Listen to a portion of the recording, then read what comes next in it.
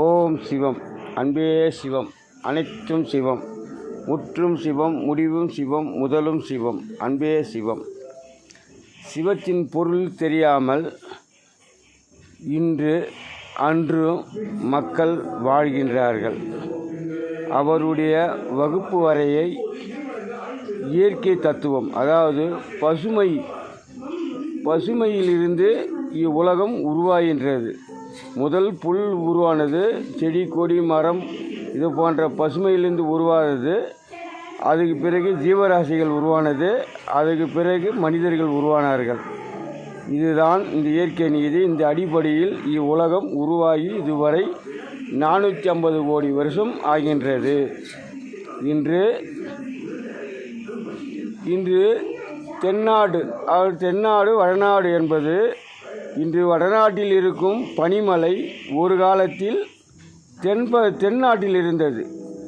அந்த தென்னாட்டில் இது போன்று இன்று உக்ரைனுக்கும் ரஷ்யாவுக்கும் போர் நடப்பது போன்று அன்று ஒரு காலத்தில் நடந்து, அன்றிருந்து அது படிப்படியாக குறைந்து வந்து வடநாடு வளர்ந்தது.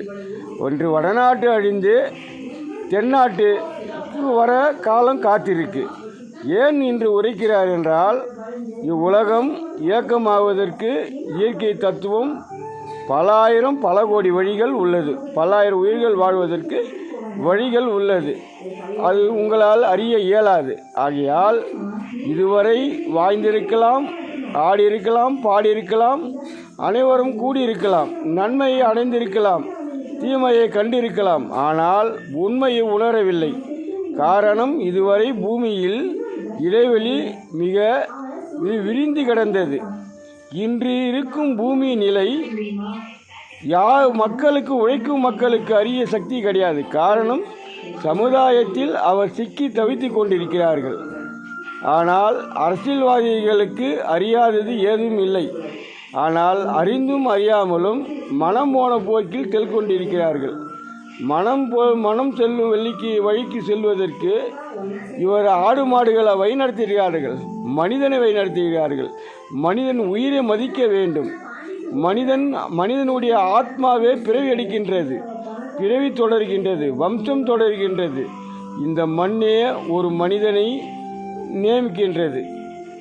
ஆகையினால் இனி சற்று யோசித்து செயல்படுங்கள். காரணம் என்னவென்றால்,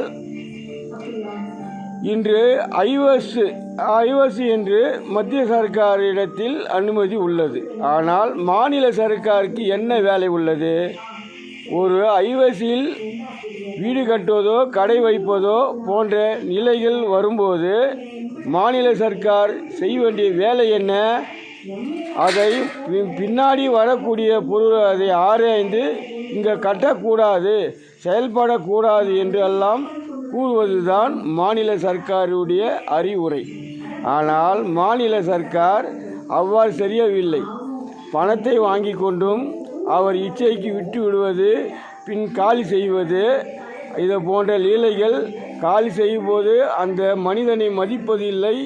அவர் எந்த பிரச்சனையில் இருக்கிறார் என்று ஆய்வு செய்வதில்லை. மனிதர்களை மடமை போன்று, ஆடு மாடு போன்று விரட்டுவது போன்று விரட்டி வருகிறீர்கள். இது எவ்விதத்தில் நியாயம்? இதுக்கு அனைத்துக்கும் மேலே ஒருவன் இருக்கிறார் என்று மறந்து விடாதீர்கள். இது விரைவில் உங்களுக்கு ஆபத்து வர நிலை காத்திருக்கு. இது முக்கியமாக ஒரு ஐவசி இடிக்கும் போது ஒரு 3 மாதத்துக்கு பின்னாடி தான் 4 லட்சம் கொடுத்து அந்த இடத்தை வாங்கி, 4 லட்சம் கடன் வாங்கி அந்த வீட்டை சீர்திருத்தி அவர் நல்வழிக்கு கொண்டு வந்தார். கொண்டு வந்து 1 மாதத்தில் இடித்து தள்ளிவிட்டார்கள். இது போன்று எத்தனையோ குடும்பங்கள் இன்னைக்கு சீரழிந்து போய்கின்றது. இதற்கு உங்கள் பதில் என்ன? 1000 ரூபாய் கொடுத்தால் பெரிய உயர்வென்றா? இந்த 1000 ரூபாய் உங்கள் எங்கே நிற்க வைக்க போகிறது? நடு ரோட்டில் நிற்க வைக்க போகிறது. அதாவது நீங்கள் கேள்விக்குறியாகி தவிக்க போகிறீர்கள். அந்த நிலைக்கு வந்து போகிறது காலம். இது எப்போ முடிவு போது என்று எங்களுக்கு தெரியும். ஆனால் உங்களுக்கு அறிய சக்தி இல்லை. ஆகையால் இறைவன் கூறும் பதிலை இன்றிலிருந்து ஆராய்ந்து செயல்படுங்கள்.